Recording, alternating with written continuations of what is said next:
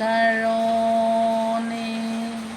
মোৰ পাপৰ কাৰণে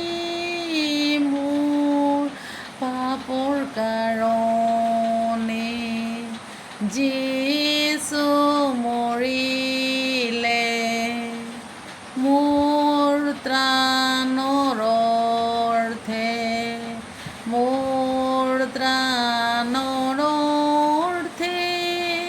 মোৰ ত্ৰাণৰ অৰ্থে কষ্টে মৰিলে মোৰ শান্তিৰ অৰ্থে মোৰ শান্তিৰ অৰ্থে মোৰ শান্তিৰ অৰ্থে কষ্টে